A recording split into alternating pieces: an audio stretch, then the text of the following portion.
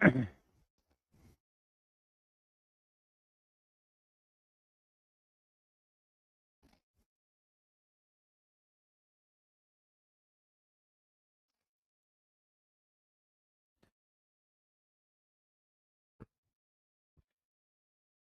जय Hind to everyone. क्या हालचाल, क्या हालचाल, कैसे हो सब लोग? फटाफट से कमेंट कर दीजिए। मैं ऑडिबल विजिबल, क्या मेरी आवाज आ रही है सभी को? फटाफट से बताइए। ऑडियो वीडियो क्लियर बेटा? जय हिंद and very good evening to each and everyone. Am I audible and visible?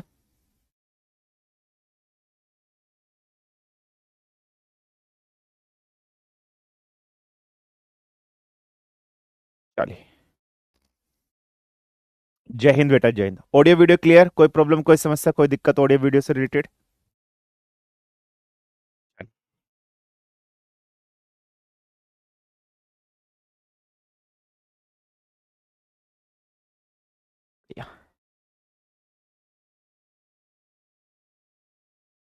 India में बॉन गिरा?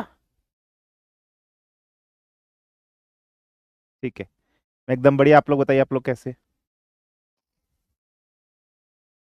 दानिश सर गुस्सा हो गए, क्यों? कारण? दानिश सर क्यों गुस्सा हो गए? तो 2D एंड 3D सब होगा भाई, पहले ये तो पढ़ो। सब होगा, सब होगा।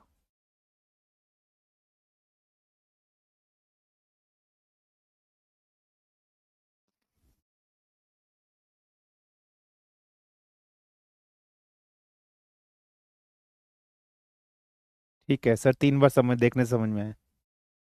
गाली दी? किसने दी बेटा? पैमर्स?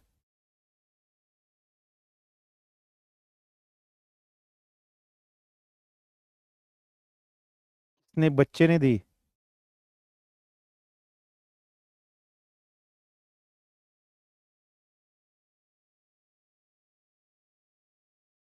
बच्चे ने दी?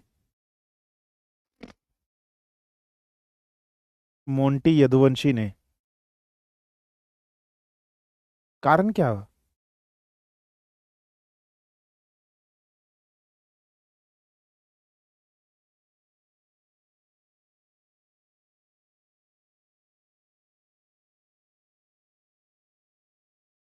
आयुष शर्मा सर, मुझे आशीर्वाद दो। आशीर्वाद है बेटा, आशीर्वाद है।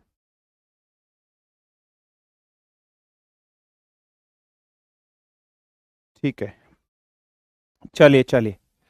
तो लेट्स स्टार्ट, लेट्स बिगिन। आज के लेक्चर को स्टार्ट करते हैं। ठीक है, चलिए, कोई दिक्कत नहीं है। ठीक है, कोई दिक्कत नहीं है। चलिए चलिए, कोई नहीं, कोई नहीं। हैंडल कर लेंगे दानिश सर अपने आप, बढ़िया से। चलिए, आज के लेक्चर को स्टार्ट कर रहे हैं। और आज के इस लेक्चर के अंदर एक नया टॉपिक, एक नया chapter we all are just going to start. तो न्यू चैप्टर बोल दीजिए, या फिर आप न्यू टॉपिक बोल दीजिए। ये नया चैप्टर या न्यू टॉपिक जो हम लोग सॉल्व कर पढ़ने वाले हैं, समझने वाले हैं आज की इस क्लास के अंदर, ये चैप्टर या ये टॉपिक क्या है? This is being the Newton's laws of motion. So ये है न्यूटन्स के लॉज ऑफ मोशन से रिलेटेड ये जो चैप्टर है। This is just going to be a important chapter, या ये जो टॉपिक है ये बहुत इंपॉर्टेंट टॉपिक है।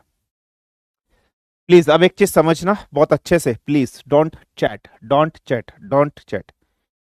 अब इस लेक्चर में हम लोग क्या क्या डिस्कशन करेंगे? न्यूटन्स लॉज ऑफ मोशन के अंदर हम लोग क्या क्या चीजें पढ़ेंगे? अगर मैं न्यूटन्स लॉज ऑफ मोशन के अंदर बात कर रहा हूं, सबसे पहली चीज जो हम लोग डिस्कशन करेंगे, इसमें न्यूटन के जितने भी इसमें न्यूटन के जितने भी 3 लॉ हैं, जितने भी 3 लॉ हैं, ये तीनों के तीनों लॉ को हम लोग डिस्कशन करेंगे, न्यूटन के तीनों लॉ को।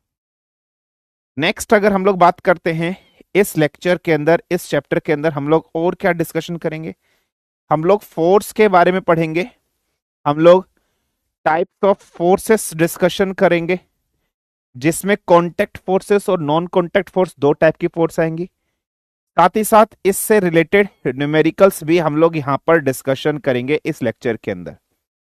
ये जो न्यूमेरिकल होंगे ये पुली से रिलेटेड न्यूमेरिकल्स होंगे, ये जो न्यूमेरिकल्स होंगे फ्रिक्शन से रिलेटेड भी न्यूमेरिकल्स यहां पर होंगे। ठीक है, so this is one of the most most important topic है, ये समझ लीजिएगा। तो this is the one of the most most important topic में आपकी ये आती है, ये आपको समझना है, ये आपको अंडरस्टैंड करना है बेटा। फाइन है, क्लियर है। तो this is the most important topic, most important lecture आप बोल दीजिए जो हम लोग पढ़ने वाले हैं इसके अंदर। तो without wasting any time let's start, let's begin, आज के लेक्चर को स्टार्ट करते हैं। ठीक है, चलिए। सो जैसे कि मैंने आपको बताया है लेक्चर का नाम क्या है, लॉज ऑफ मोशन है ना। So what is the name of the lecture, laws of motions यहां पर है।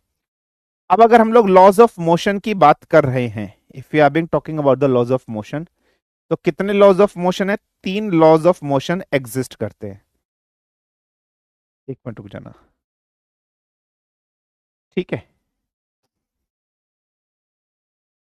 चलिए, तो लॉज ऑफ मोशन हम लोग यहां पढ़ रहे हैं, हेडिंग का नाम है लॉज ऑफ मोशन।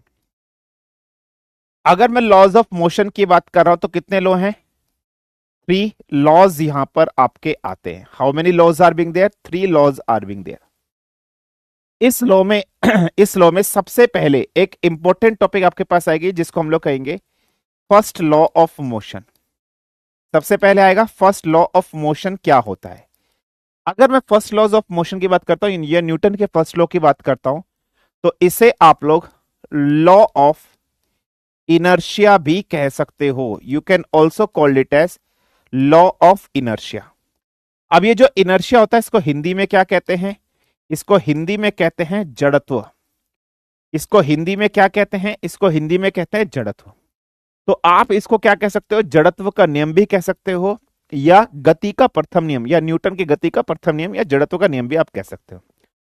अब इसे इनर्शिया या इसका एक नाम और है, इसे आप और क्या कह सकते हो, लॉ ऑफ गैलीलियो भी कहा जाता है।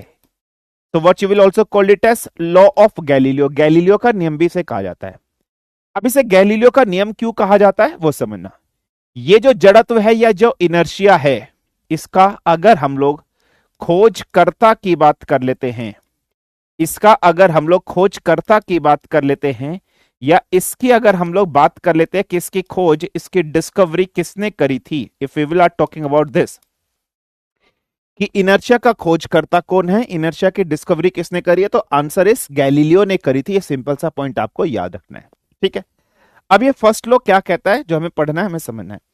कहता है अगर कोई ऑब्जेक्ट रुका हुआ है, ठीक है, कहता है अगर कोई ऑब्जेक्ट रुका हुआ है तो वो ऑब्जेक्ट रुका ही रहेगा, और अगर कोई ऑब्जेक्ट मोशन में है, चल रहा है, तो वो ऑब्जेक्ट भी चलता ही रहेगा। If N object is at rest it will remain at rest, if N object is in motion it will continue in motion, जब तक उन ऑब्जेक्ट के ऊपर बाहर से कोई फोर्स ना लग जाती है। फॉर एग्जाम्पल, मैं यहां पर रुका हुआ हूं, आज मैं यहां खड़ा हुआ हूं, मैं रेस्ट पोजिशन पे हूं, मैं 10 साल 20 साल 30 साल 40 50 80 90 100 200 300 400 500 600 700 800 साल के बाद भी यहीं का यहीं रुका हुआ ही रहूंगा, यहीं का यहीं रुका हुआ ही रहूंगा। ये आपको याद रख लेना है। जब तक कोई दूसरा बंदा आकर मुझे हिला ना दे, जब तक मेरी पोजीशन चेंज ना हो जाए, मुझे कोई आके धक्का ना मार दे। जब मुझे कोई आके धक्का मार देगा, मेरी पोजीशन चेंज होगी, तब जाकर मैं मोशन में आ जाऊंगा। ऐसे अगर मेरे पास कोई एक बॉल है, वो बॉल मैंने पकड़ी और बॉल को पकड़ के मैंने जमीन पर ऐसे फेंक दिया, तो वो बॉल आपकी चलती ही रहेगी। It will goes continue in motion, it will goes continue in motion. वो तब तक चलती रहेगी जब तक कोई उस बॉल को रोक ना दे, जब तक कोई उस बॉल को रोक ना दे। और आप जानते हो एक टाइम पीरियड के बाद बॉल जाकर रुक जाती है, तो बॉल के पर फोर्स लग रही है, वो कौन सी फोर्स होती है बेटा, फ्रिक्शन फोर्स होती है। तो यही कहता है what is the statement for the first law, कहता है if N object is at rest, क्या कहता है, इफ एन ऑब्जेक्ट, ठीक है, क्या कहता है, if an object is at rest it will remain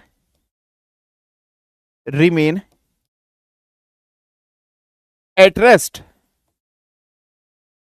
if an object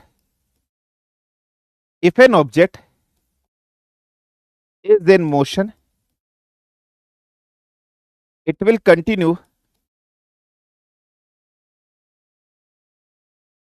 in it until and unless it is compelled by any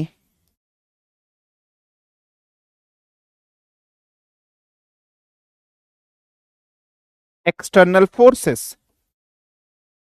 ठीक है, कह रहा है अगर कोई वस्तु रुकी हुई है तो वो रुकी की रुकी रहेगी, अगर कोई वस्तु चल रही है तो चलती रहेगी, जब तक उसके ऊपर बाहर से कोई बल नहीं लग जाता। इसी लॉ को न्यूटन का फर्स्ट लॉ या लॉ ऑफ इनर्शिया या गैलीलियो लॉ भी कहते हैं। अब एक चीज समझना बेटा, ये जो इनर्शिया वर्ड यहां पर लिखा है, इसका डायरेक्ट रिलेशन किससे है? इनर्शिया का डायरेक्ट संबंध है बेटा मास से। मास का मतलब क्या है? इसका डायरेक्ट संबंध है बेटा द्रव्यमान से। किससे संबंध है बेटा? मास से संबंध है। इसका डायरेक्ट संबंध किससे? द्रव्यमान से संबंध है। मतलब फॉर एग्जाम्पल मेरी बॉडी है, मेरी बॉडी के अंदर मास है, हाँ, तो इसका मतलब मेरी बॉडी के अंदर इनर्शिया है। तो इस धरती पर कुछ भी ऐसी चीज जिसके अंदर मास है तो उस ऑब्जेक्ट के अंदर इनर्शिया होगा। तो उस ऑब्जेक्ट के अंदर इनर्शिया होगा। एक पेन से लेकर, एक पेंसिल से लेकर एक ह्यूमन बीइंग तक सबके अंदर मास होगा। अब इसके प्रैक्टिकल एग्जांपल समझने की कोशिश करते हैं। Let's try to understand. देखिए, लॉ ऑफ इनर्शिया की डेफिनेशन मैंने यहां पर भी लिखी है। ये जो डेफिनेशन लिखी है, जो पीछे डेफिनेशन लिखी है, वो सेम ही है। क्या कहता है? A body moving with a certain speed along a straight line path will continue to move with the same speed along the same line path in the absence of external force। वही तो कहता है, अगर कोई object एक straight line में चल रहा है तो वो स्ट्रेट लाइन में तब तक चलता रहेगा जब तक उस ऑब्जेक्ट के ऊपर बाहर से कोई एक्सटर्नल फोर्स नहीं लगेगी, और जैसे उस ऑब्जेक्ट के ऊपर बाहर से कोई एक्सटर्नल फोर्स लग जाएगी वो ऑब्जेक्ट रुक जाएगा। ये मतलब और ये मतलब सेम ही है। तो आप ये वाली डेफिनेशन याद रख लो या ये वाली डेफिनेशन रख लो, बात एक ही है। यही न्यूटन के फर्स्ट लॉ की परिभाषा, यही लॉ ऑफ इनर्शिया जड़त्व के नियम की परिभाषा या गैलीलियो लॉ की परिभाषा। एग्जांपल देखना बेटा, ये आपको इस तरीके से एक इंक्लाइंड प्लेन दिखाई दे रहा है या नहीं दिखाई दे रहा है? You are getting an inclined plane here, yes और नो? हाँ जी सर, एक इंक्लाइंड प्लेन हमें यहां पर दिखाई दे रहा है। इस इंक्लाइन प्लेन से एक गाड़ी आपको दिखाई दे रही है, इस तरीके से ट्रॉली आपको दिखाई दे रही है, और इस ट्रॉली की अगर हम लोग बात कर रहे हैं तो इस ट्रॉली के ऊपर आपको इस तरीके से बॉल्स दिखाई दे रही हैं। इस ट्रॉली के ऊपर आपको इस तरीके से क्या दिखाई दे रही है बेटा? बॉल्स आपको ट्रॉली के ऊपर दिखाई दे रही है। अब ये ट्रॉली फॉरवर्ड डायरेक्शन में आगे की तरफ चल रही है। हाँ जी सर, फॉरवर्ड डायरेक्शन में आगे की तरफ ये ट्रॉली चल रही है। ये जितनी भी बॉल्स रखी हैं ये अभी किस पोजीशन पे है बेटा? सर ये सारी की सारी बॉल्स रेस्ट पोजीशन पे है, चल रही है, चल रही है, चल रही है। अब कंडीशन 2, मैंने आगे क्या कर दिया? इस तरीके से इसके आगे एक ऑब्जेक्शन लगा दिया। मैंने इसके आगे इस तरीके से क्या लगा दिया बेटा? एक सिंपल सा मैंने इसके आगे एक ऑब्जेक्शन लगा दिया, रुकावट मैंने इसके आगे लगा दी। जैसे ही ये ट्रॉली इससे टकराई, जैसे ये ट्रॉली इससे टकराई तो इस ऑब्जेक्शन ने इस ट्रॉली को क्या दिया होगा? सर इस ऑब्जेक्शन ने इस ट्रॉली को दिया होगा फोर्स। इस ऑब्जेक्शन ने इस ट्रॉली को क्या दिया होगा? फोर्स दिया होगा। और जैसे इस ऑब्जेक्शन ने इस ट्रॉली को क्या दिया? फोर्स दिया। तो ये जितनी भी बॉल्स थी आपकी, ये सारी की सारी बॉल्स फॉरवर्ड डायरेक्शन के अंदर आगे मूव करने लगी। जो ऑब्जेक्ट पहले रेस्ट पे था, अगर ये फोर्स ना होती तो ये सारी की सारी बॉल्स रेस्ट पे रहती, लेकिन जैसे इसको फोर्स मिली बेटा तो देखो ये रेस्ट से किस में चली गई? ये सारी की सारी मोशन में चली गई। तो इन दी एब्सेंस, अगर ये फोर्स ना होती तो शायद ये रेस्ट की रेस्ट में रहती, लेकिन जैसे ही फोर्स लगी तो ये रेस्ट से मोशन में आ गई। तो ये लॉ ऑफ इनर्शिया या न्यूटन का फर्स्ट लॉ यही है, या गैलीलियो का लॉ यही है। दूसरा एग्जांपल, आपके पास इस तरीके से ग्लास है, ग्लास में पानी रख रखा है आपने, उसके ऊपर एक कार्डबोर्ड रखा और एक कॉइन आपने रखा। ये जो कॉइन आपने यहां पर रखा है, इस कॉइन का अपना खुद का मास है या नहीं है? हाँ जी सर, अगर मास है तो इनर्शिया भी है। इसने क्या किया? वहां से इस कार्डबोर्ड को ऐसे मारा, जैसे ही कार्डबोर्ड को मारा तो बेटा मोशन दे दिया। तो मोशन देने का मतलब क्या? फोर्स दे दी, और जैसे फोर्स दिया तो देखो इसकी पोजीशन चेंज हो गई। तो tendency of an object to stay in the rest, मतलब ये फिर से अपनी वही कंडीशन में रहने की कोशिश करेगा। अगर ये फोर्स ना होती तो ये रेस्ट पे ही रहता, और जैसे इसने फोर्स हटाई बेटा, ये again it comes to this. तो कंडीशन चेंज हुई या नहीं हुई? बिल्कुल हुई। तो इसी को कहा जाता है इनर्शिया। यही जो प्रॉपर्टी है इसी चीज को इनर्शिया कहा जाता है। इनर्शिया का मतलब होता है जड़त्व। तो इस दुनिया में अगर किसी भी ऑब्जेक्ट के अंदर द्रव्यमान है, मास है, तो उसमें इनर्शिया एग्जिस्ट करेगा। सिंपल सा, सरल सा, आसान सा पॉइंट है जो आपको अपने दिमाग के अंदर फिट करना और अपने दिमाग के अंदर याद रख लेना और कहीं ना कहीं बिठा लेना है। तो ये है लॉज ऑफ इनर्शिया। अब अगर हम लोग बात कर रहे हैं इनर्शिया की, तो इनर्शिया के बेटा क्या है? बहुत सारे टाइप्स हैं। तो अब इनर्शिया के क्या है बेटा? बहुत सारे टाइप्स भी एग्जिस्ट करते हैं। There are various types of inertia. सबसे पहला जो टाइप्स हम लोग डिस्कशन करेंगे वो होगा आपका inertia of rest. The first one is inertia of rest. Second one कौन सा टाइप है बेटा? सेकेंड टाइप्स जो है वो आपका है inertia of motion. Second one is inertia of motion and third one is inertia of direction. Third one is inertia of direction. ये आपको याद रखना है। तो विराम का जड़त्व, गति का जड़त्व और दिशा का जड़त्व, these are the three types of inertia. तो ये क्या है बेटा? These are the three types of inertia. तो कोई पेपर में अगर आपसे क्वेश्चन पूछे how many types of inertia are being there, so there are three types of inertia: inertia of rest, inertia of motions and inertia of direction. These are the three types of inertia जो आपको याद रखना है। अब तीनों को पढ़ेंगे एक एक करके, इसका क्या मतलब है, इसका क्या मतलब है, इसका क्या मतलब है, अंडरस्टैंड करते हैं। सबसे पहले देखो, इनर्शिया की और भी बहुत सारी डेफिनेशन यहां पर लिखी है।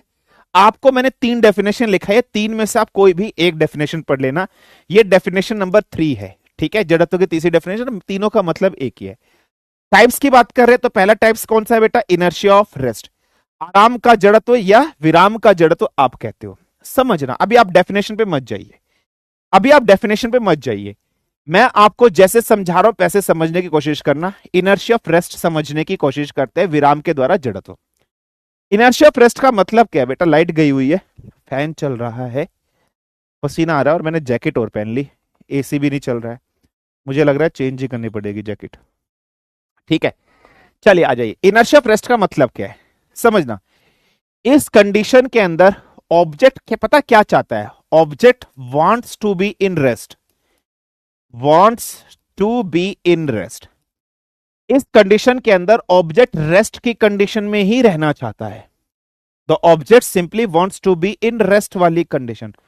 ऑब्जेक्ट विराम वाली अवस्था के अंदर ही रहना चाहता है। ऑब्जेक्ट अपनी स्टेट चेंज नहीं करना चाहता है कि वो रेस्ट से मोशन में चला जाए या मोशन से रेस्ट में चला जाए। It does not want to change its condition, it just want to remain in the rest वाली condition, it just want to remain in the विराम वाली अवस्था। इसमें यही चीज आपको याद रखनी है। एक कॉमन एग्जांपल देता हूं, बाकी और भी बहुत सारे एग्जांपल्स मैं आपको दूंगा, लेकिन इस कॉमन एग्जांपल से आपको चीज समझ में आ जाएगी। समझना बेटा। फॉर एग्जाम्पल मेरे पास क्या है? ये एक बस है। फॉर एग्जाम्पल मेरे पास क्या है बेटा? This is being a simply अ बस, ठीक है। क्लियर है? क्लियर, एक बस है। अब ये बस इस तरीके से, इस बस में एक पैसेंजर इस तरीके से खड़ा हुआ है, ठीक है। अब इस बस में पैसेंजर खड़ा हुआ है तो कंडीशन 1 समझना। कंडीशन 1 क्या है? बस अभी आपकी जो है वो रेस्ट वाली कंडीशन पे है। जब बस आपकी रेस्ट कंडीशन में है तो इस बस के अंदर जितने भी पैसेंजर है वो सब रेस्ट में होंगे। हाँ सर। लेकिन अगर मैं पैसेंजर का बॉडी पार्ट को देखूं तो पैसेंजर की बॉडी पार्ट दो हाफ में डिवाइडेड है, एक इस ट्रंक से ऊपर वाला हिस्सा और एक ट्रंक से नीचे वाला हिस्सा। दो पोर्शन में बॉडी पार्ट डिवाइडेड है। हाँ जी सर। एक इस ट्रंक से ऊपर वाला हिस्सा और एक इस ट्रंक से नीचे वाला हिस्सा, दो पार्ट्स में, बॉडी पार्ट्स में आपकी बॉडी डिवाइडेड है, ठीक है। क्लियर है? जब ये बस रेस्ट पर है तो ऊपर वाला पोर्शन भी रेस्ट पर है, नीचे वाला पोर्शन भी किस पर है बेटा? रेस्ट पर है। आर का मतलब रेस्ट। कंडीशन 2 समझना। अब बस क्या बेटा? अचानक से फॉरवर्ड डायरेक्शन में आगे चलने लगी, बस आगे की तरफ चलने लगी। जब बस आपके आगे की तरफ चलने लगी तो एक्चुअली में बस के साथ आपके शरीर का कौन सा हिस्सा टच है? बस के फ्लोर के साथ आपके शरीर का कौन सा हिस्सा टच है? तो आप बोलोगे सर बस के फ्लोर के साथ मेरे शरीर का ये जो लोअर हिस्सा है, मेरे शरीर का ये जो लोअर पार्ट है, ये जो लोअर पार्ट है ये कांटेक्ट में है। बस के साथ मेरे शरीर का जो ये लोअर पार्ट है, ये लोअर पार्ट कांटेक्ट में है। बस के साथ मेरे शरीर का ये जो लोअर पार्ट है, this lower part is only in contact with the bus, है ना? हाँ जी सर। इसका मतलब जब बस फॉरवर्ड डायरेक्शन में चली, इसका मतलब जब बस आपकी किस में हुई? जब बस आपकी मोशन के अंदर हुई, तो बस जब आपकी मोशन के अंदर हुई तो आपके शरीर का ये जो लोअर वाला हिस्सा है, आपके शरीर का जो ये लोअर वाला हिस्सा है, ये भी बस के साथ आगे चलने लगा होगा। ये भी बस के साथ आगे चल रहा है। एक्चुअली में ऐसा हो रहा है लेकिन आपको महसूस नहीं हो रहा। लेकिन आपके शरीर का जो ऊपर वाला हिस्सा है ये समझ नहीं पा रहा भाई क्या हुआ। ये सोच रहा है मैं रेस्ट पे था, मैं तो रेस्ट पे रहना है। तो ये क्या करेगा? इस फॉरवर्ड मोशन का पोज करेगा और इसको बोलेगा भाई वापस रेस्ट में चल, वापस रेस्ट में चल। तो जब अचानक से बस फॉरवर्ड डायरेक्शन में आगे की तरफ स्टार्ट होती है तो आपकी बॉडी किधर को गिरती है? तो आपकी बॉडी बैकवर्ड पीछे की तरफ गिरती है या नहीं गिरती है? Yes sir, our body just fails down backward, yes और नो? तो आपने कंडीशन पढ़ी होगी ना कि जब बस अचानक से आगे की तरफ स्टार्ट होती है तो हमारी बॉडी पीछे को लीन होती है। क्यों लीन होती है? क्योंकि आपकी बॉडी का अपर वाला हिस्सा चाहेगा मैं किस में रहूं, रेस्ट वाली कंडीशन में रहूं। तो this is the example of inertia of rest, this is the example of inertia of rest. तो इनर्शिया ऑफ रेस्ट के अंदर क्या, the tendency for body to remain in its position of rest, किसी पिंड की आराम की स्थिति में बने रहने की प्रवृत्ति को विराम का जड़त्व कहा जाता है, इनर्शिया ऑफ रेस्ट कहा जाता है। ये सिंपल सा एग्जांपल है जो मैंने आपको इनर्शिया ऑफ रेस्ट में समझाया, ठीक है। अभी और भी बहुत सारे एग्जांपल आएंगे, मैं आपको लिखाऊंगा एक करके सारे। Now coming to the second type. Second type आपका कौन सा आता है बेटा? Second type is inertia of motion, ठीक है। Second type is inertia of motion, गति के द्वारा जड़त्व। समझ रहा? सेम आपकी अगेन क्या है, एक बस है, ठीक है। सेम अगेन आपके पास क्या है बेटा, एक बस है, ठीक है। इस बस के अंदर फॉर एग्जांपल यहां पर एक ड्राइवर इस तरीके से आपका बैठा हुआ है। Driver is being here handling the bus, ठीक है, हैंडलिंग दी बस। एक ड्राइवर इस तरीके से आपका बैठा हुआ है। अब ये जो बस है ये आपकी फॉरवर्ड डायरेक्शन में चल रही है, मोशन में है आपकी ये बस। ये केस क्या है बेटा? This is being the case 1। ये कौन सा केस है? This is being the case 1। आपकी बस फॉरवर्ड डायरेक्शन में आगे की तरफ चल रही है। जब आपकी बस फॉरवर्ड डायरेक्शन में आगे की तरफ चल रही है तो आपके शरीर के दो हिस्से हैं, एक ऊपर वाला हिस्सा और एक नीचे वाला हिस्सा। तो इसका मतलब ये भी मोशन में है, ये भी मोशन में है। बस स्टार्टिंग में चल रही है, बस स्टार्टिंग में चल रही है तो पूरी बॉडी आप बस के साथ आगे चल रही है। कंडीशन 2 क्या है? आपने अचानक से ब्रेक लगा दिए। जैसे ही आपने ब्रेक लगाए तो एक्चुअली में आपके लोअर हिस्सा बस के साथ कांटेक्ट में है। तो जैसे आपने ब्रेक लगाए तो ये लोअर हिस्सा किस में चला जाएगा? रेस्ट में चला जाएगा। लेकिन अपर वाला हिस्सा तो बस के साथ कांटेक्ट में नहीं है, लोअर वाले हिस्से के साथ कांटेक्ट में। तो अपर वाले हिस्से को समझ में नहीं आएगा कि भाई तू क्यों रुक गया। तो अपर वाला हिस्सा बोलेगा भाई आगे ही चल, हमें इस मोशन में ही रहना है। It just want to be in motion. तो ये बोलेगा हमें मोशन में ही रहना, रुकना नहीं है। तो हमें जब मोशन में रहना, आगे ही चलना है, तो आपकी बॉडी कहां को गिरेगी? फॉरवर्ड डायरेक्शन में, आगे की तरफ गिरेगी, नहीं गिरेगी? तो चलती हुई बस में जब अचानक से ब्रेक लगते हो तो आप आगे की तरफ गिरते हो ना, तो इसे कहा जाएगा inertia of motion. So inertia of motion में बॉडी क्या चाहती होगी?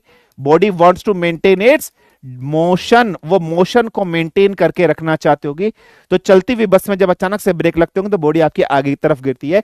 सो this is the second example of inertia of motion, this is second example of inertia of motion. Inertia of motion देखो ढंग से, डेफिनेशन क्या लिखी है? The tendency of a body to remain its in state of uniform motion in a straight line. गति का जड़त्व क्या कहता है बेटा? किसी पिंड की एक सीधी रेखा में एक समान गति से स्थिति बनाए रखने की जो चीज कंडीशन होती है उसे ये कहते हैं। देखो ये बॉडी थी, ब्रेक जैसे ही आपके लगाए तो आपकी बॉडी फॉरवर्ड डायरेक्शन में आगे की तरफ लीन हुई या नहीं हुई? हाँ जी सर, फॉरवर्ड डायरेक्शन में आगे की तरफ लीन हुई। तो this is the inertia of motion. ये जड़त्व का, गति का जड़त्व वाला है, ये आपको याद रखना, ये आपको समझना है, ये आपको अंडरस्टैंड रखना है। तो इनर्शिया ऑफ मोशन जड़त्व, ठीक है, गति का जड़त्व आपको यहां पर समझ में आ गया। ये सेकंड एग्जांपल था। Now coming to the third example. Third example किसका है बेटा? Inertia of direction. Third is what बेटा? Inertia of direction. सर ये इनर्शिया ऑफ डायरेक्शन क्या है? ठीक है, इसको हिंदी में बोलेंगे दिशा का जड़त्व। तो what you will call it in Hindi? You will call it in Hindi दिशा का जड़त्व। क्या है बेटा? ध्यान से समझना, दिशा का जड़त्व मतलब क्या है? इसमें ऑब्जेक्ट अपना डायरेक्शन, जो ओरिजिनल डायरेक्शन है उसको मेंटेन करके रखना चाहेगा। जैसे इनर्शिया ऑफ रेस्ट में ऑब्जेक्ट अपने रेस्ट वाली कंडीशन को मेंटेन करके रखना चाहता था, इनर्शिया ऑफ मोशन के अंदर ऑब्जेक्ट अपने मोशन वाली कंडीशन को मेंटेन करके रखना चाहता था, ऐसे इनर्शिया ऑफ डायरेक्शन के अंदर ऑब्जेक्ट अपने ओरिजिनल डायरेक्शन को मेंटेन करके रखना चाहता है। It just want to maintain its original direction. समझना बेटा, फॉर एग्जाम्पल इस तरीके से बैंड रोड्स आपके पास है। आपके पास क्या बेटा? इस तरीके से बैंड रोड्स है, ठीक है। सपोज करो अभी आपकी बस ना ऐसे आ रही थी, बिल्कुल सीधी ऐसे आ रही थी। आपकी बस बिल्कुल सीधे ऐसे चल रही है। योर बस इज मूविंग बिल्कुल स्ट्रेट, बिल्कुल सीधी ऐसे चल रही है। तो बस का ओरिजिनल डायरेक्शन ये है, पैसेंजर बिल्कुल सारे के सारे सीधे बैठे होंगे। हाँ, ये कंडीशन फर्स्ट है। धीरे धीरे धीरे धीरे धीरे धीरे धीरे धीरे बस आपकी आगे गई और अचानक से बस ने क्या किया बेटा? अचानक से बस ने बैंड लिया। अचानक से बस ने इस तरीके से बैंड लिया, ठीक है। अचानक से बस ने इस तरीके से बेंड लिया, जैसे ही बस ने आपका इस तरीके से बेंड लिया तो बस का झुकाव किधर को चला गया, इधर को। बस का जो झुकाव है वो बस तो इधर को टिल्ट हुई या नहीं हुई, हाँ सर। तो सारे के सारे पैसेंजर भाई यार, जब बस अचानक ऐसे मुड़ी होगी ये सब इधर को घुसने झुकने लगे होंगे, मतलब इस साइड में टिल्ट ज्यादा हो गया होगा। लेकिन आप क्या चाहते हो, आप अपना ओरिजिनल डायरेक्शन मेंटेन करके रखना चाहते हो, आप चाहते हो यार हम इधर को ना झुके। तो जब आप इधर को झुक रहे हो तो आप इधर को झुकने से बचने के लिए अपने आप को अपोजिट डायरेक्शन में टिल्ट करोगे या नहीं करोगे, इधर को करोगे या नहीं करोगे, ओरिजिनल डायरेक्शन को मेंटेन करने के लिए। तो वही पॉसिबिलिटीज होगी। अचानक से बस आगे चली चली चली चली चली चली और आपकी बस सपोज करो यहां तक पहुंच गई। जब बस आपकी यहां तक पहुंच गई तो ये बस आपको इधर को खींच रही है, तो आप इसका पोज करने के लिए ऐसे जाओगे, तो आप अपना ओरिजिनल डायरेक्शन मेंटेन करने चाहोगे या नहीं चाहोगे। तो बेंडिंग ऑफ अ रोड्स इसी का एग्जांपल है या नहीं है। डेफिनेशन देखिए, the ability of a body to change by itself is direction of motion is called as inertia of direction. किसी पिंड की अपनी गति की दिशा स्वयं बदलने की क्षमता को दिशा का जड़त्व कहा जाता है। ये दो पॉइंट्स आपको यहां पर क्लियरली समझ में आ रहे हैं। एक कार है, एक ट्रैक है, इस तरीके से बैंड ट्रैक आपको यहां पर दिखाई दे रहा है बेटा, ठीक है। देखिए ये कार जब यहां पहुंची, ठीक है, तो फोर्स ऑन अ कार इस तरफ है या नहीं है, हाँ। तो योर इनर्शिया, आपका इनर्शिया तो सीधा लगेगा। तो देखो क्या है, you feels the car pushing on your right. तो आपको ऐसा लगेगा कि आपको कार आपके राइट की ओर खींच रही है, अपोजिट डायरेक्शन में इधर को खींच रही है, ये है। So these are the example of inertia of motion, inertia of direction, inertia of rest, and this is inertia. कोई प्रॉब्लम, कोई समस्या, कोई दिक्कत हो तो फटाफट से मुझे बताइए।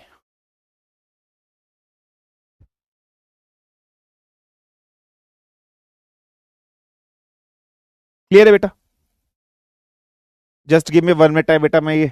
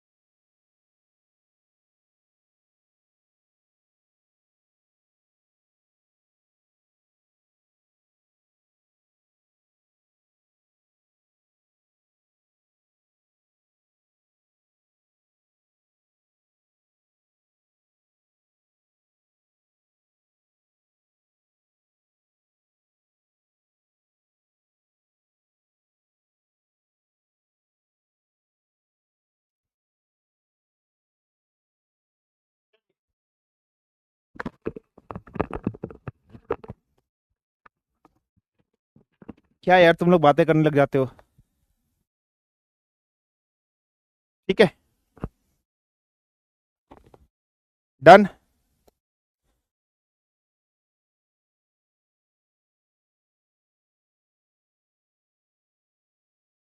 ठीक है सर, एवरेज वेलोसिटी ये सब नहीं पढ़ा रहे हो क्या, पहले ये तो पढ़ ले। पहले एवरेज वेलोसिटी ये सब पढ़ाने लग जाता तो बोलता सर न्यूटन लॉ नहीं पढ़ा रहे हो क्या।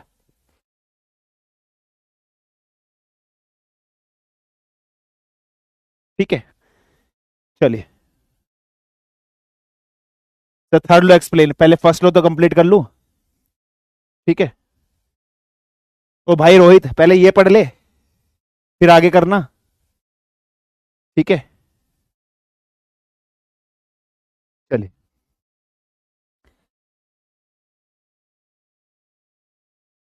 चलिए आगे बढ़ते हैं। नाउ एग्जाम्पल ऑफ, ठीक है, फर्स्ट लॉ, और फर्स्ट लॉ में किसके एग्जाम्पल है, इनर्शिया ऑफ रेस्ट के, इनर्शिया ऑफ रेस्ट के एग्जाम्पल्स हैं, ये समझते हैं, ठीक है। फर्स्ट लॉ में हम लोग सबसे पहले डिस्कशन करते हैं, इनर्शिया ऑफ रेस्ट को पढ़ते हैं। इनर्शिया ऑफ रेस्ट के एग्जांपल्स क्या हैं बेटा, बहुत ध्यान समझना, ठीक है। पहला example, when a body suddenly starts running the rider falls backward. ठीक है, क्लियर है, बिल्कुल ध्यान समझना। When a body suddenly starts running the rider falls backward, पीछे की ओर गिरता है। ये एग्जांपल है या ना? अभी एग्जांपल बता देना कि अचानक से अगर आप कोई आपकी गाड़ी चलती है तो आप पीछे की तरफ गिरते हो या नहीं गिरते हो? हाँ जी सर, पीछे की तरफ गिर जाते हो। ये एग्जांपल है। दूसरा एग्जांपल क्या बेटा, ठीक है, dust is removed from a hanging carpet bye beating it with a stick. ठीक है, आपके पास एक हैंगिंग कारपेट है, आपने इस तरीके से कारपेट को हैंग कर दिया बेटा। अब आप डंडा लीजिए और डंडे से जब इसको मारोगे, है ना, डंडे से इसको ऐसे मारोगे तो आप तो फोर्स आगे के डायरेक्शन में लगा रहे हो, डस्ट पीछे की तरफ आती है नहीं आती है? पीछे की तरफ आती है नहीं आती है? हाँ जी सर, पीछे की तरफ आती है। तो ये भी इसका एग्जाम्पल है। तीसरा, when we shake the branches of a tree its fruits and dry leaves falls down।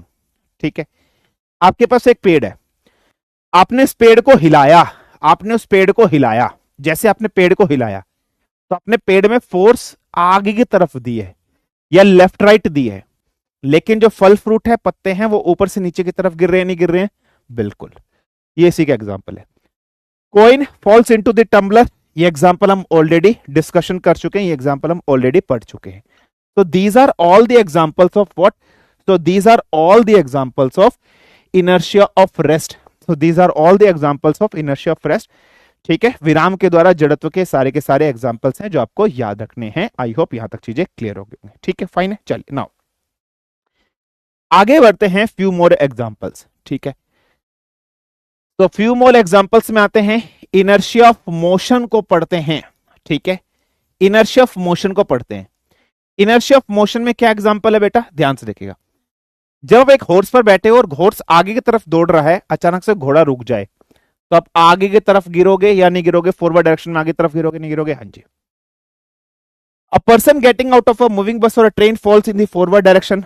ठीक है, एक चलती हुई ट्रेन, एक चलती हुई बस से आप कूद रहे हो, एक चलती हुई ट्रेन, एक चलती हुई बस से आप कूद रहे हो, जैसे आप कूदे तो आप आगे की तरफ गिरोगे या नहीं गिरोगे? बिल्कुल, ये एग्जाम्पल है। जो एथलीट है वो जंप मारने से पहले दौड़ता हुआ आता है। एक एथलीट होता है, खिलाड़ी होता है, वो जंप मारने से पहले दौड़ता हुआ आता है। तो एक एथलीट, एक खिलाड़ी जंप मारने से पहले दौड़ता हुआ क्यों आता है, कूदता हुआ क्यों आता है? उसका एग्जांपल पढ़ते हैं। देखिए, एक एथलीट दौड़ता हुआ आ रहा है, दौड़ता हुआ आ रहा है, जब उसको कूदना है तब वो रुकता है। जब वो रुकेगा तो किस डायरेक्शन में गिरेगा? आगे की तरफ गिरेगा नहीं गिरेगा? यस सर, आगे की तरफ। और आगे की तरफ गिरेगा तो जंप मारेगा नहीं मारेगा? बिल्कुल मारेगा। ये तीसरा एग्जांपल है। Now a ball throne upwards in a moving train comes back in the throwers hand. आपके पास एक बॉल है, आपने इस बॉल को ऊपर की तरफ फेंका। जब आपने ऊपर की तरफ फेंका तो चलते हुए डायरेक्शन में जब कोई ऑब्जेक्ट मोशन में होता है, अचानक से रुकेगा तो आगे की तरफ बॉल गिरेगी नहीं गिरेगी? बिल्कुल गिरेगी।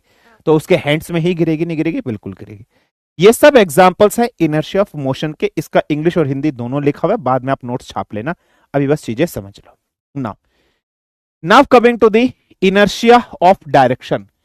Now coming to the inertia of direction के एग्जांपल हम पढ़ते हैं, समझते हैं कि इनर्शिया ऑफ डायरेक्शन के एग्जांपल्स क्या है, क्या कंडीशन है, क्या चीज है। देखिए, सबसे पहला, आपने कभी अपने घर में देखा होगा बेटा, गली मोहल्ले में आपने देखा होगा, चाकू जो होता है, आपके गली मोहल्ले में आपने देखा होगा चाकू। चाकू का मतलब क्या कहते हैं? नाइफ कहते हैं।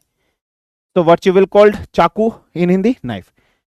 इस चाकू पर शार्प करने के लिए बात आती है, शार्पनिंग करने के लिए बात आती है, इसमें धार बनाने के लिए बात आती है। शार्पनिंग करना, आपको धार बनानी है, आपको इसमें चमक बनानी है, तो क्या किया जाता है? इस तरीके से आपके पास एक व्हील होता है बेटा, है ना, वो साइकिल से अटैच होता है, एक पहिया से ऐसा अटैच होता है, मोटर लगा होता है और वो व्हील गोल गोल घूम रहा होता है ना। तो आपका जो शार्पनिंग करने वाला होता है वो क्या करता है? चाकू को ऐसे लगाता है, चाकू को ऐसे लगाता है। ठीक है, चाकू को ऐसे लगाता है। अब सपोज करना, ये जो चाकू है, अब ये जो पहिया ये इस तरीके से ऐसे घूम रहा है, या ऐसे मान लीजिए ये जो पहिया है ये इस तरीके से इस डायरेक्शन में घूम रहा है। तो जब आपने चाकू इसके ऊपर चिपकाया तो स्पार्कलिंग ऐसे हुई या नहीं हुई? स्पार्कलिंग ऐसे हुई, टेंजेंशियली ऐसे निकलेगी नहीं निकलेगी? ऐसे बाहर निकलती है नहीं निकलती है? आपने फुल वो देखी होगी, चक्री देखी होगी, चक्री में भी ऐसे निकलती है। तो जब आपने इसको घुमाया तो इसमें से स्पार्कलिंग कुछ इस तरीके से आपकी बाहर की तरफ निकलेगी, स्पार्कलिंग कुछ इस तरीके से आपकी बाहर की तरफ निकलेगी। तो इसमें डायरेक्शन देखो, ये अपने ओरिजिनल डायरेक्शन में वापस आने की कोशिश करते हैं, जिस डायरेक्शन में आपका व्हील चल रहा है उस डायरेक्शन मेंटेन। तो ये टेंजेंशियली बाहर निकलती है स्पार्कलिंग्स। तो ये सब इनर्शिया ऑफ डायरेक्शन का ही है कि अपने डायरेक्शन को चेंज नहीं करते, ओरिजिनल डायरेक्शन में रहने की कोशिश करती हैं। ये इसी का एग्जाम्पल है, ठीक है, क्लियर है। सो ये इसी का एग्जाम्पल है। Now when a vehicle moves the mud sticks to the wheel is tangentially. For example आपके पास इस तरीके से साइकिल है, you had a cycle something like that, ठीक है, क्लियर है बेटा, फाइन है। इस तरीके से साइकिल है, फाइन है। अब ये जो साइकिल आपके पास इस तरीके से है, इस साइकिल के अंदर चेन आपकी लगी हुई है यहां पर, हाँ सर लगी हुई है। अचानक से आपकी जो साइकिल है वो मड में से निकली, अचानक से आपकी जो साइकिल है वो मड में से निकल रही है। जब मड में से निकल रही है तो ये मड इसके साथ ऐसे चिपक के आगे जाता नहीं जाता है, और साइकिल आपकी ऐसे आगे आगे ऐसे रोटेट होती रहती है। तो डायरेक्शन अपोजिट है या नहीं है? हाँ, अपना डायरेक्शन मेंटेन करने की कोशिश कर रही नहीं कर रही है? हाँ कर रही है। तो ये इसी का एग्जाम्पल है। तीसरा, when a dog chases a hare, जब कोई कुत्ता किसी खरगोश का पीछा करता है तो खरगोश अपना जिगजैग पाथ बना लेता है ताकि कुत्ता उसका पीछा ना कर पाए, वो अपना डायरेक्शन को चेंज करता रहता है। तो these are all the examples of inertia of rest, inertia of motion, inertia of direction. कोई प्रॉब्लम, कोई समस्या, कोई दिक्कत हो तो बताइए फटाफट से।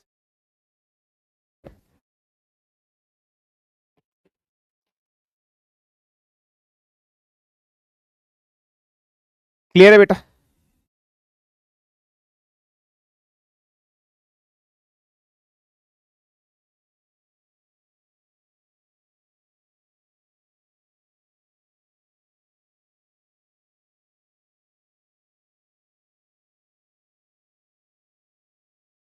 डन, ठीक है, सिंपल से थे, कुछ भी नहीं था इसमें। All good, all fine, clear बेटा? चलिए ठीक है, आगे बढ़ते हैं।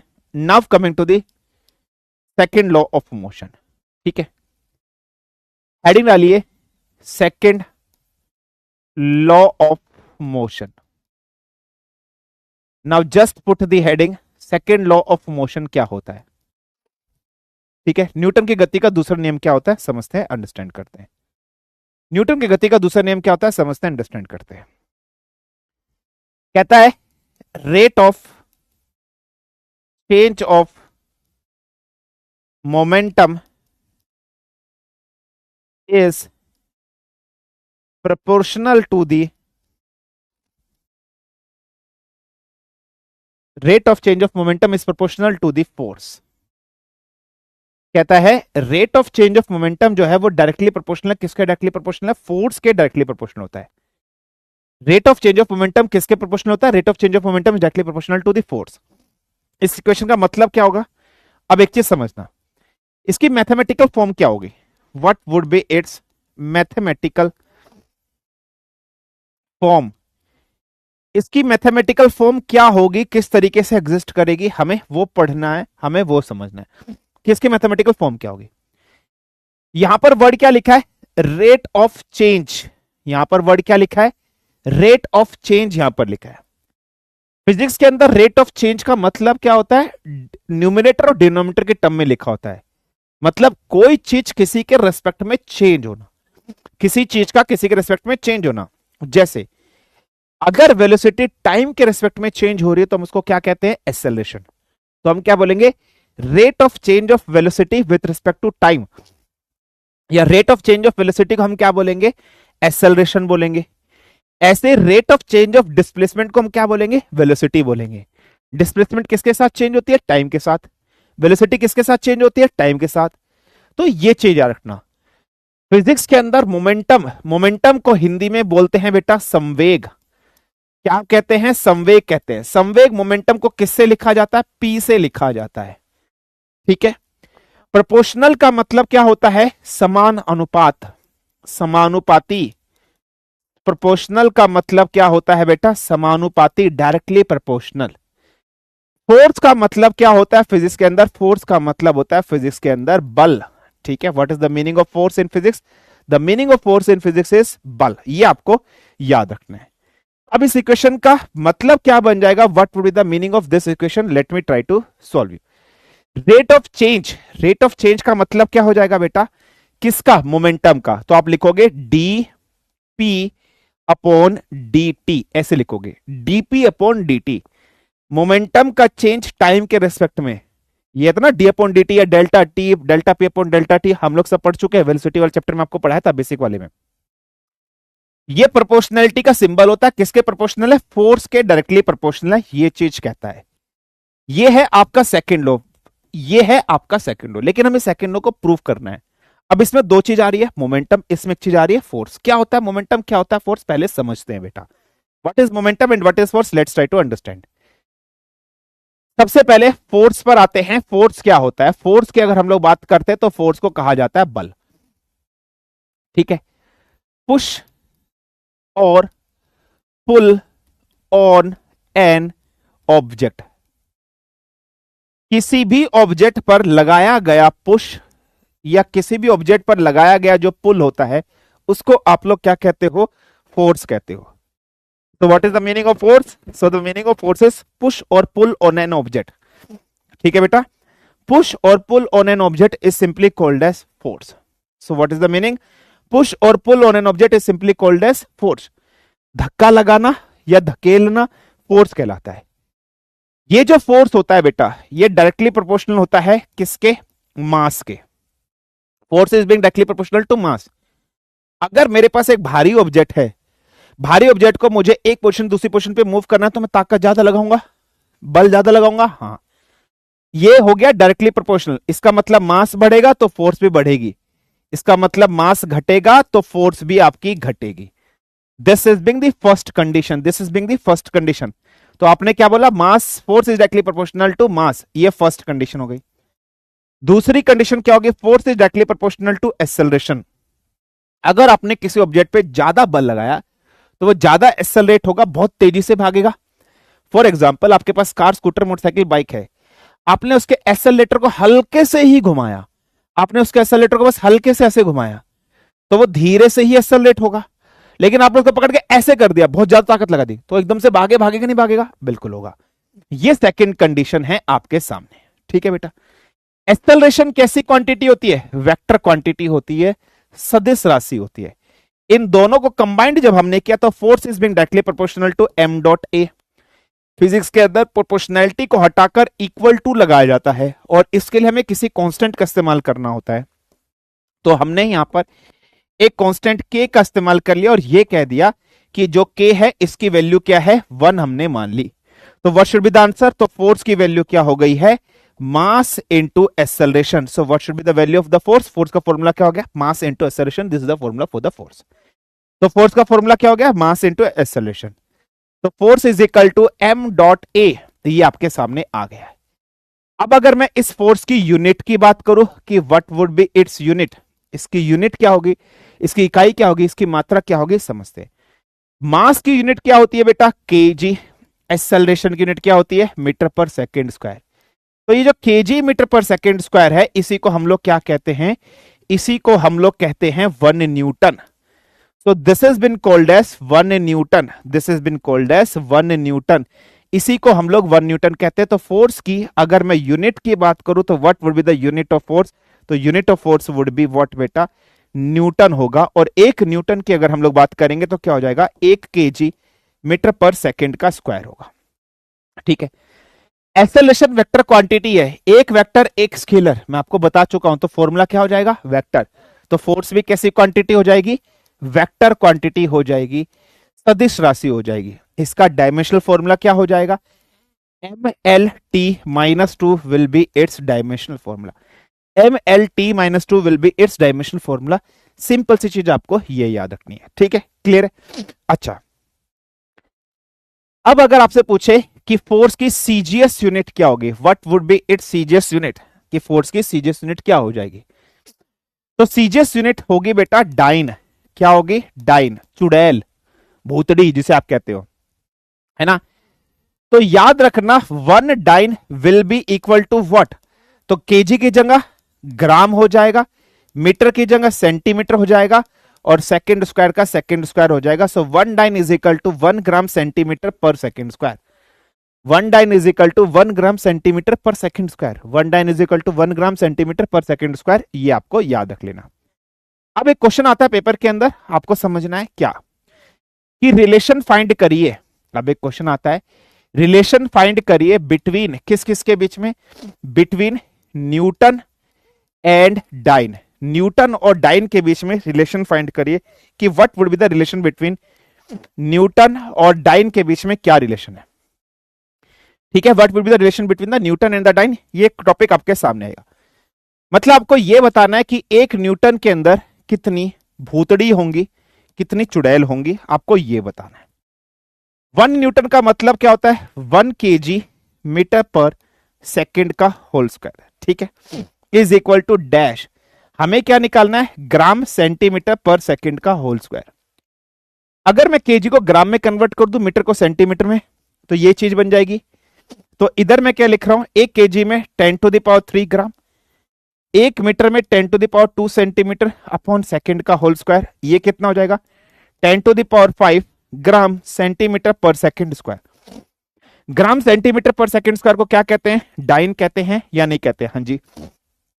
तो इसका मतलब 1 न्यूटन में कितने डाइन हो गए, 10 टू द पावर 5 डाइन हो गए। यह समझ में आया या नहीं आया, सॉरी, क्लियर है बेटा, कोई प्रॉब्लम, कोई समस्या, कोई दिक्कत, यहां तक फटाफट से बताइए। सॉरी,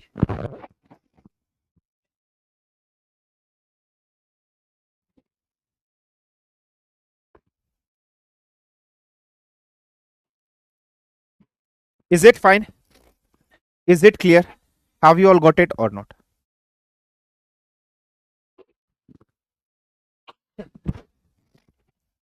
जुकाम हो गया,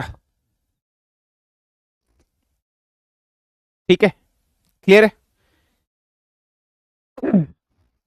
सर। कुछ बुक में 980 डाइन लिखा होता है, वो आगे बताएंगे वो क्या होता है। ठीक है, चलिए, क्लियर, फाइन है, चलिए। ये तो था फोर्स के बारे में, अभी बेसिक सी चीज आपको इतनी समझनी है। अब इधर आइए, ये P जिसे आप लोग क्या कहते हो, मोमेंटम आप कहते हो।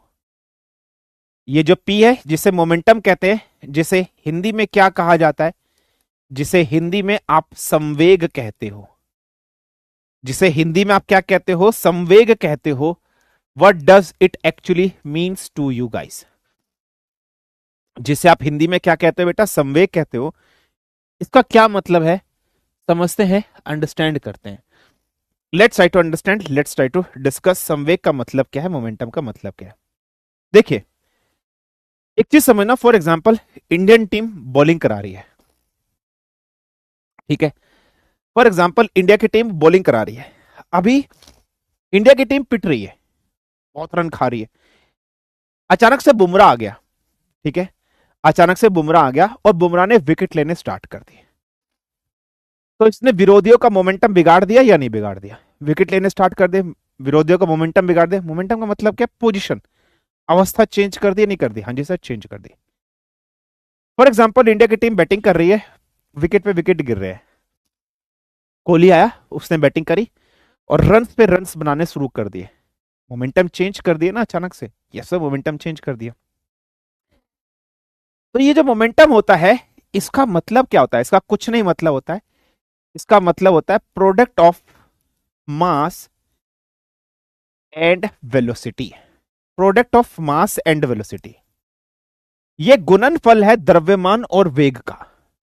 जब आप वेलोसिटी को मल्टीप्लाई कर दोगे मास से, when you will simply multiply the velocity by mass और mass by velocity, it will be called as momentum. ये सिंपल सी चीज आपको याद रखना, इस चीज को क्या कहता है, मोमेंटम कहा जाता है, इस चीज को संवेग कहा जाता है। ठीक है बेटा, अच्छा, इस चीज को समझाने के लिए मैं एक प्रैक्टिकल से एग्जांपल समझाता हूं।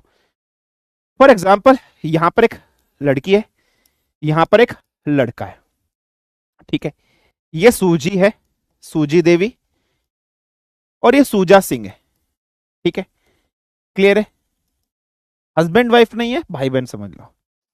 बहन गुस्सा हो गई, भाई ने सोचा यार ये गुस्सा हो गई, चल इसको मना लेते हैं, तो ये इसके लिए चॉकलेट लेकर आया, ले चॉकलेट खा ले, भाई बहन मान जा, गुस्सा उस्सा मत हो, पापा को पता चल गया पीट पाट देंगे। बहन को गुस्सा आता है, नालायक निठल्ले बेशरम, खाली चॉकलेट लेके आया, इसके साथ कुरकुरे नहीं लेके आया, चिप्स नहीं लेके आया, इसने मुक्का मार दिया, जैसे मुक्का मारा इसके फ्लाइंग पैरेट हो गए, ये सूझ गया, ये सूझ गया। इस बहन के मुक्के में मास भी था, इस बहन के मुक्के में वेलोसिटी भी था। जब ये मास और वेलोसिटी इसके थूतड़े पर पड़ा तो इसके फ्लाइंग पैरेट तोते उड़ गए या नहीं उड़ गए? हाँ जी सर, तोते उड़ गए। इसका मोमेंटम थोड़ा सा चेंज हो गया या नहीं हो गया? हाँ जी सर, मोमेंटम चेंज हो गया। अब एक कंडीशन फिर से समझना, ये बहन जो थी बड़ी लालची थी, भाई सोच रहा है भाई पापा को ना बता दे मेरी हरकतें, बहन वैसे ही नाराज हो रखी थी, पापा को ना बता दे हरकतें। इसने क्या किया, अब की बार चॉकलेट भी लाया, चिप्स भी लाया, कोल्ड ड्रिंक भी लाया, सब कुछ लाया। बहन की उम्मीद ज्यादा बढ़ गई थी, गधे नालायक निठल्ले, सिर्फ यही लाया है, मेकअप की किट नहीं लाया, ये सब हाथों पाथों पे गले मुंह पे पोतने वाली चीज नहीं लाया, नहीं लाया। बहन को गुस्सा आया, बहन के बगल में साइकिल खड़ी थी, बहन के बगल में साइकिल खड़ी थी, बहन साइकिल चला रही थी, बहन को गुस्सा आया, बहन ने साइकिल उठाई और इसके मुंह पे दे मारी। जैसे ही दे मारी, पिछली बार मास कम था, इस बार मास थोड़ा सा बढ़ गया, वेलोसिटी कुछ चेंज हो गई है नहीं हो गई है? हाँ जी सर। इसके फ्लाइंग पैरेट फिर से तोते उड़ गए, इसकी कंडीशन बहुत ज्यादा बेकार हो गई। कुछ दिनों बाद बहन मान ही नहीं रही, मान ही नहीं रही, मान ही रही। भाई ने सोचा यार ये मेकअप वेकअप किट मांग रही थी, अब की बार आईफोन लेकर चलता हूं, सीधा सा आईफोन लेकर चलता हूं। ठीक है, आईफोन लेके गया, पापा को नहीं बताना, मान जा बहन। नहीं माना, नहीं मानी। ठीक है, नहीं मानी तो बहन के बगल में पत्थर रखा था, बहन के बगल में पत्थर रखा था, बहन ने पत्थर उठाया, फटाक से इसके ऊपर मार दिया। अब मास और वेलोसिटी और बढ़ गया, ये बेचारा गो वेंट गोन हो गया, GWG हो गया। ये क्या हो गया? GWG, गो वेंट गोन। जैसे ये GWG हो गया, गो वेंट गोन हो गया, टाटा बाय बाय नमस्कार सुभान अल्लाह, सब कुछ हो गया या नहीं हो गया? हाँ जी सर, सब कुछ हो गया इसका। तो मुझे बताओ, जैसे जैसे मास बढ़ रहा है, जैसे जैसे वेलोसिटी बढ़ रहा है, इस पर इंपैक्ट ज्यादा हो रहा है नहीं हो रहा है? इंपैक्ट हो रहा है या नहीं हो रहा? हाँ। तो यही जो product of mass and velocity है, इसी को मोमेंटम कहा जाता है। तो मोमेंटम को आप कैसे लिखोगे? मास और वेलोसिटी का जो प्रोडक्ट होता है उसको मोमेंटम कहा जाता है। वेलोसिटी वेक्टर क्वांटिटी होती है, तो मोमेंटम भी कैसी क्वांटिटी होगी? Vector quantity. तो ये भी कैसी क्वांटिटी होगी बेटा? वेक्टर क्वांटिटी में आएगी। इसकी यूनिट क्या होगी? तो केजी मीटर पर सेकेंड, ये SI यूनिट होगी। और अगर कोई आपसे पूछे इसकी CGS यूनिट क्या होगी, तो आप बोलोगे ग्राम सेंटीमीटर पर सेकेंड। ठीक है बेटा, ग्राम centimetre per second will be CGS unit. इसका डायमेंशनल फॉर्मूला क्या हो जाएगा? MLT की power -1 will be its dimensional, MLT-1 will be its dimensional formula. ये सिंपल सी चीज आपको याद रखनी है, MLT-1 will be its dimensional formula. तो ये इसका डायमेंशनल फॉर्मूला हो जाएगा, ये इसकी CGS यूनिट हो जाएगी, ये इसकी SI यूनिट हो जाएगी। क्लियर है? कोई प्रॉब्लम, कोई समस्या, कोई दिक्कत किसी बच्चे को हो तो फटाफट से मुझे बता दीजिए, हाँ या ना। ठीक है बेटा, ये है मोमेंटम। बस अभी मोमेंटम में इतना ही याद रखना है। Laws of conservation of momentum भी आएगा, वो हम लोग आगे पढ़ेंगे, वो हम लोग आगे डिस्कशन करेंगे, अभी हमें उतनी जरूरत नहीं है। लेकिन इस सेकेंड लॉ में अब एक इंपॉर्टेंट चीज हमें और पढ़नी है, और वो इंपॉर्टेंट चीज क्या है बेटा? इंपल्स। इसमें एक इंपॉर्टेंट चीज हमें और पढ़नी है, वो इंपॉर्टेंट चीज क्या है? इंपल्स, जिसको हम लोग क्या कहते हैं? आवेग। जिसको हम लोग क्या कहते हैं? आवेग कहते हैं। ठीक है, संवेग को मोमेंटम कहते हैं, आवेग को इंपल्स कहते हैं। अब ये आवेग क्या है, इंपल्स क्या है?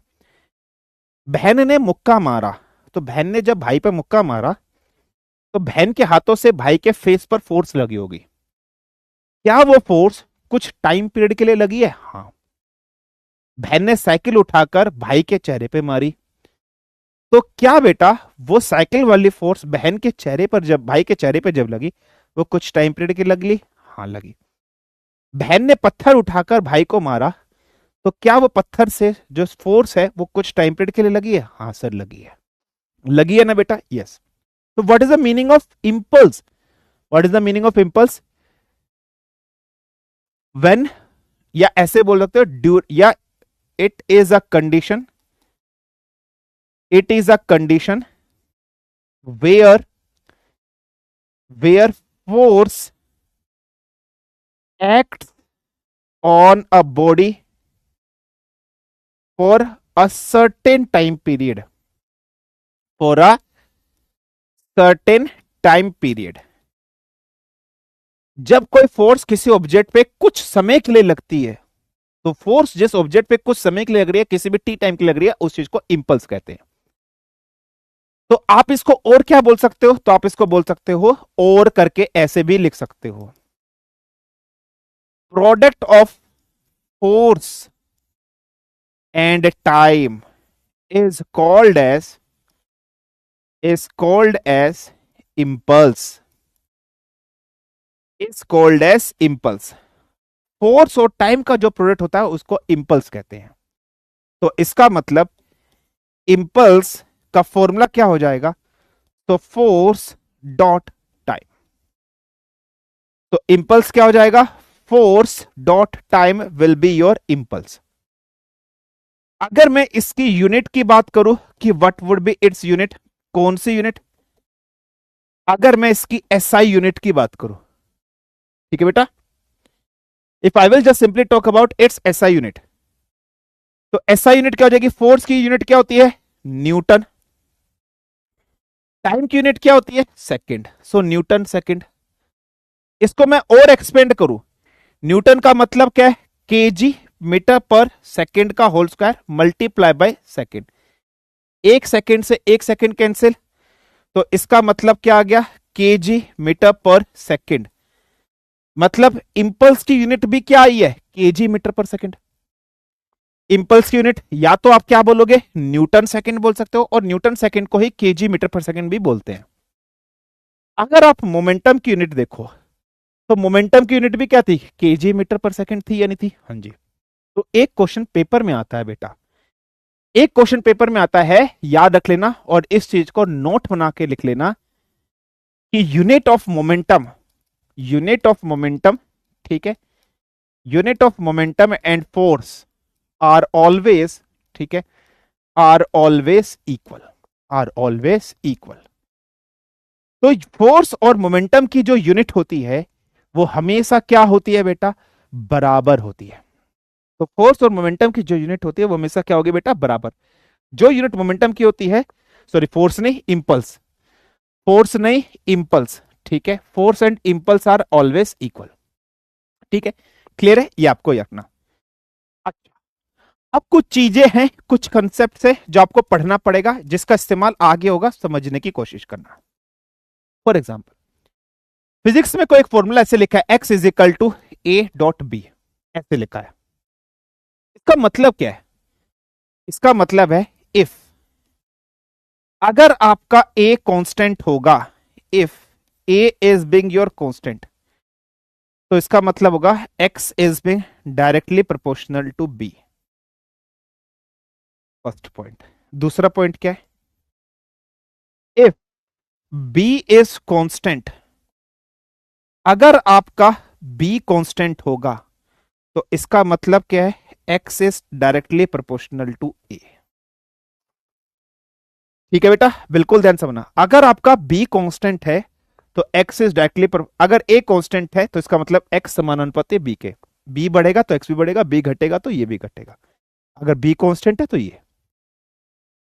लेकिन तीसरी चीज, इफ एक्स कांस्टेंट है आपका, अगर आपका एक्स कांस्टेंट है तो सर ए और बी के बीच में क्या रिलेशन होगा? तो याद रखना, ऐसी कंडीशन में फिजिक्स में अगर कोई भी दो फॉर्मूला आपस में मल्टीप्लाई में ऐसे लिखे होंगे तो इन दोनों के बीच में रिलेशन हो जाएगा इनवर्स. तो what would be the relation between these two? A and B are inversely proportional to each other. A and B are inversely proportional to each other.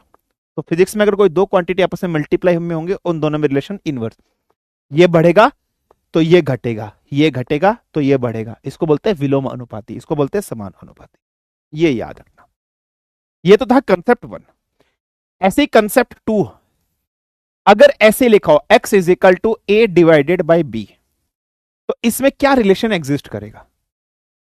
पहला, इफ अगर मेरा ए कांस्टेंट है, if my A is being constant, तो इसका मतलब क्या है? X is inversely proportional to B. X inversely proportional है बी के, बी बढ़ेगा एक्स घटेगा, एक्स घटेगा तो बी बढ़ेगा। अगर मेरा बी कांस्टेंट है then what would be the relation, X would be directly proportional to A. ये बढ़ेगा ये बढ़ेगा, ये घटेगा ये घटेगा। तीसरा, इफ अगर मेरा एक्स कांस्टेंट है, if my x is being constant, अगर मेरा एक्स कांस्टेंट है तो ए और बी के बीच में क्या रिलेशन होगा, what would the relation between A and B. तो ऐसी कंडीशन में A will be directly proportional to B.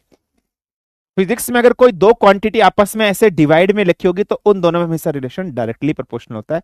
ये चीज याद रखना, ये चीज आप हमेशा याद रखना। This thing you have to be remembered with yourself, ये चीज आपको हमेशा याद रखनी है। अच्छा, अब ये जो सेकंड लॉ आपको दिखाई दे रहा है, अब ये जो सेकंड लॉ आपको दिखाई दे रहा है, इस सेकंड लॉ के प्रैक्टिकल एग्जांपल्स क्या हैं सर? सर ये जो सेकंड लॉ दिखाई दे रहा है, क्या सर इस सेकंड लॉ के प्रैक्टिकल एग्जांपल्स हैं जो आप हमें समझा सकते हो, जिससे सेकंड लॉ को एक्सप्लेन कर सकते हो? मैं एक्सप्लेन करता हूं, ध्यान से समझना बेटा। अभी आपने देखा कि इंपल्स क्या होता है, इंपल्स होता है फोर्स और टाइम का प्रोडक्ट, और इंपल्स भी कैसी क्वांटिटी है, वेक्टर क्वांटिटी है। यार इसका मतलब क्या है, इसका मतलब यह है कि फोर्स और टाइम एक दूसरे के इनवर्सली प्रोपोर्शनल है। आपने अभी एक चीज पढ़ी, momentum is equal to mass into velocity. अगर मोमेंटम कांस्टेंट है तो आपने ये चीज देखी कि मास और वेलोसिटी एक दूसरे के विलोम अनुपाती है, इनवर्सली प्रोपोर्शनल है। आपने एक चीज देखी ना, मास और वेलोसिटी एक दूसरे के इनवर्सली प्रोपोर्शनल है, और impulse is equal to force into time है, तो फोर्स और टाइम एक दूसरे के इनवर्सली प्रोपोर्शनल है। ये चीज आपने अभी देख ली है, ये चीज आपने समझ ली। अब मैं प्रैक्टिकल एग्जांपल देखते हैं कि सेकंड लॉ के प्रैक्टिकल एग्जांपल क्या है। मेरे पास एक खिलाड़ी है बेटा इस तरीके से, और एक खिलाड़ी इस कंडीशन में यहां पर है। दो प्लेयर है, this is player one, here is player two. ठीक है, प्लेयर वन है और प्लेयर टू है, दो प्लेयर मेरे पास है। ठीक है, क्लियर है? हाँ जी सर। यहां से एक बॉल आ रही है, प्लेयर वन ने बॉल को पकड़ा, थोड़ा सा अप अपने हैंड्स को क्या कर रखा है, हैंड्स को ऊपर कर रखा है, और फास्टली इसने बॉल को कैच कर लिया, पकड़ लिया। जब इसने बॉल को फटाफट पकड़ लिया तो इसने टाइम कैसा लगाया सर, कम। जल्दी पकड़ लिया, बॉल को ऊपर ही पकड़ लिया। अगर टाइम कम है तो इसके हाथ में फोर्स कैसी लगी, ज्यादा। और सेकंड लॉ ऑफ न्यूटन क्या कहता है, rate of change of momentum is directly proportional to force. अगर फोर्स ज्यादा लगी होगी तो इसके हाथ में मोमेंटम, मोमेंटम किससे संबंध था, चोट से, भाई बहन वाला एग्जांपल। तो अगर फोर्स ज्यादा लगी है तो डीपी अपॉन dt भी इसके हाथ में ज्यादा है, तो ऊपर बॉल पकड़ोगे तो हाथों में चोट ज्यादा लगेगी। अब की बार इसने अपने हैंड्स को क्या कर लिया, दूसरी कंडीशन में लोअर्स दी हैंड, लोअर्स दी हैंड, इसने अपने हाथों को नीचे कर लिया, इसने अपने हाथों को नीचे कर लिया और बॉल ऐसे आ रही है। जब इसने अपने हाथों को नीचे कर लिया तो इसने लेट पकड़ा बॉल को, टाइम पीरियड बढ़ा दिया है। टाइम पीरियड बढ़ा दिया तो फोर्स घट गई है, टाइम पीरियड बढ़ा दिया तो फोर्स घट गई है, और अगर फोर्स घट गई है तो मोमेंटम भी घट गया है, और मोमेंटम घट गया तो हाथों में कम चोट लगी। इसीलिए क्रिकेट खिलाड़ी बॉल को पकड़ने से पहले अपने हैंड्स को लोअर कर लेता है ताकि उसके हाथों में कम चोट लगे। तो ये सेकंड लॉ ऑफ न्यूटन का एग्जांपल है। आई होप यहां तक सबको समझ में आया होगा। ये हुआ है आपका सेकंड लॉ ऑफ न्यूटन खत्म। अब सेकंड लॉ ऑफ न्यूटन के बहुत सारे एग्जांपल्स भी आएंगे, वो भी हम लोग डिस्कशन करेंगे। क्लियर हुआ सेकंड लॉ ऑफ न्यूटन? तो सेकंड लॉ ऑफ न्यूटन में मोमेंटम आता है, सेकंड लॉ ऑफ न्यूटन में फोर्स आता है, सेकंड लॉ ऑफ न्यूटन में मोमेंटम आता है, इंपल्स आता है।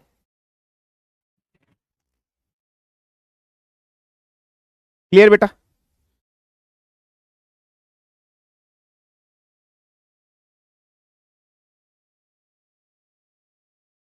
Got it? Clear? Understood?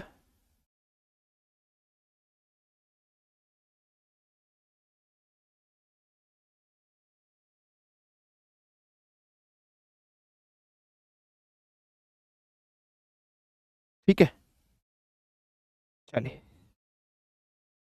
Fine, ठीक है। अब मैं और सारे एग्जाम्पल दिखाता हूं सेकेंड लॉ ऑफ न्यूटन के. These are examples of second law of Newton के. सेकेंड लॉ ऑफ न्यूटन के और बहुत सारे एग्जाम्पल्स हैं. एक क्रिकेट खिलाड़ी बॉल को कैच करने से पहले अपने हैंड्स को लोअर कर लेता है, यही है. अभी इस एग्जाम्पल सेकेंड छोड़ो, थर्ड एग्जाम्पल पर आओ. अभी एग्जाम्पल सेकेंड छोड़ो, थर्ड एग्जाम्पल्स पर आओ, समझो. Automobiles are provided with shockers. गाड़ियां जो होती है उसमें शॉकर्स प्रोवाइड किए जाते हैं. ऐसा क्यों होता है कि गाड़ियों में शॉकर डाले जाते हैं? Why automobiles are provided with the shocker? देखिए, गाड़ी में शॉकर होते हैं बेटा. चलो, फॉर एग्जाम्पल गाड़ी है, गाड़ी में शॉकर लगा है. जैसे ही शॉकर आपकी गाड़ी गड्ढे में गई, तो गड्ढे में जैसे ही गई तो शॉकर आपको गड्ढे से बचा रही है, चोट लगने से बचा रही है या नहीं बचा रही है, कि भाई आपको चोट ना लगे. तो शॉकर इस तरीके से मूव करता है, up down up down up down, ऐसे मूव करता है. हाँ जी सर. तो ये शॉकर क्या करता है? ये टाइम पीरियड को बढ़ा देता है ना. ऐसे ऐसे टाइम पीरियड को बढ़ा रहा है. हाँ सर. फोर्स को घटा रहा है, फोर्स को घटा रहा है, तो मोमेंटम को घटा रहा है. तो चोट लगने से बचाता है, नहीं बचाता है? Second law. अगर ये शॉकर ना हो तो टाइम पीरियड कम होगा, एकदम से गड्ढे में जाओगे, एकदम से चोट लगेगी. टाइम पीरियड घट गया, फोर्स बढ़ गई, फोर्स बढ़ गई, मोमेंटम बढ़ गया, चोट लगेगी. नेक्स्ट है, buffers are provided between the bogies of the train. What is the meaning of buffer? समझना बेटा. ये एक ट्रेन का डब्बा है, ठीक है. This is being one of the डब्बा of a train, and here is being another डब्बा ऑफ द ट्रेन. ये ट्रेन के दो डब्बे. जब इन दो डब्बे की बात करते हैं तो दो डब्बे आपस में चिपके हुए होते हैं. हाँ जी सर, चिपके हुए होते हैं. तो ये किससे चिपके होते हैं? ऐसे मैग्नेट से चिपकी होती है बेटा. और इस तरीके से बफर होता है. मेट्रो ट्रेन में आपने देखा होगा, दो डब्बों के बीच में ऐसे लगा होता है. यार ये किसकी तरह काम कर रहा है? It use to work like a spring. Spring की तरह ही काम करता है. तो ये टाइम पीरियड को बढ़ा रहा है, फोर्स को घटा रहा है, और मोमेंटम को घटा रहा है. टाइम पीरियड को बढ़ा रहा है, फोर्स को घटा रहा है, और मोमेंटम को घटा रहा है. So this is an example of buffers वाला example. Now, china wares are packed in a straw paper before packing. China wares का मतलब क्या होता है? मिट्टी के बर्तन. What is the meaning of china ware? मिट्टी के बर्तन की यहां पर बात हो रही है. मिट्टी के बर्तन जो होते हैं उनको कागज के ऊपर लपेटा हुआ होता है, या स्ट्रॉ पेपर, पट पट पट पट करने वाले पेपर आते हैं, उस पर लपेटा होता है. ऐसा क्यों? जब ये मिट्टी के बर्तन नीचे गिर गए बाई चांस, तो ये क्या करेंगे? ये टाइम पीरियड को इंक्रीज कर देंगे चोट लगने से, है ना. फोर्स को घटा देंगे, फोर्स को घटा देंगे तो मोमेंटम घट जाएगा, तो टूटेंगे नहीं. यही एग्जांपल है. नेक्स्ट क्या है बेटा? यहां पर एग्जांपल आते हैं, ठीक है. क्या है? A person falling from a certain heights receives more injuries when he falls on a cemented floor than when he falls on a heap of sound. जब कोई आदमी किसी भी सीमेंटेड फ्लोर पर गिरता है, किसी भी सीमेंटेड फ्लोर पर गिरता है, तो उसको ज्यादा चोट लगती है बकाए जब वो रेत के टीले पर गिरता है. जब कोई आदमी सीमेंटेड फ्लोर पर गिरता है, जब कोई आदमी सीमेंटेड फ्लोर पर गिरता है, तो वह एकदम से गिरा, एकदम से गिरा, तो टाइम पीरियड क्या हो जाएगा? कम हो जाएगा. फोर्स हो जाएगी ज्यादा, मोमेंटम हो जाएगा ज्यादा. और जब वो सीमेंट सैंड पर गिरेगा तो स्प्रिंग की तरह काम करेगा, सैंड कुशन की तरह काम करेगा. इसके टाइम पीरियड को बढ़ा देगा, फोर्स को घटा देगा, मोमेंटम को भी घटा देगा. कोई प्रॉब्लम, कोई समस्या, कोई दिक्कत हो तो बताइए. ये पॉइंट क्लियर, ये पॉइंट क्लियर, ये पॉइंट, ये पॉइंट, ये पॉइंट. तो all these are the examples of Newton's laws of second. Clear हुआ बेटा? यस और नो?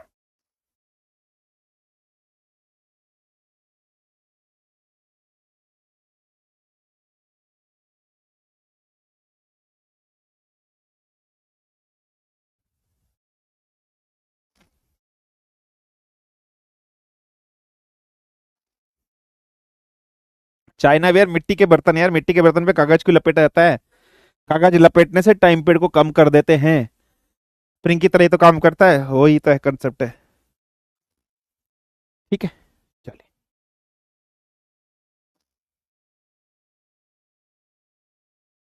ठीक है, क्लियर है.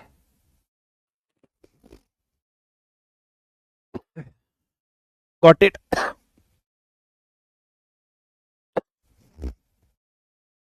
ठीक है, फाइन। चलिए आज के लिए बस इतना ही रखते हैं। मेरी हेल्थ भी सही सही नहीं है। Sorry.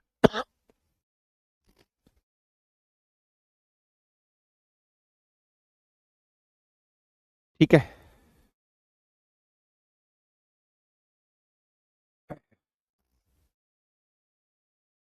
ठीक है बेटा।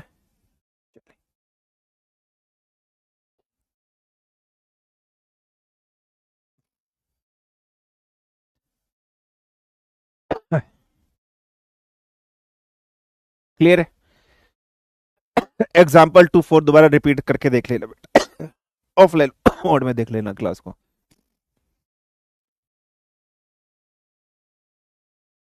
टेक केयर फिर सेल्फ, खुश रहेगा, मस्त रहेगा, जहां रहेगा जबरदस्त रहेगा। धन्यवाद।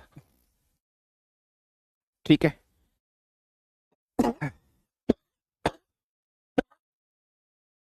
Take care. जय जय भारत। खुश रहिए, मस्त रहिए, जबरदस्त रहिए, बढ़िया रहिए। Thank you. टेक केयर बेटा। डाउट कल देख लूंगा नेक्स्ट क्लास में।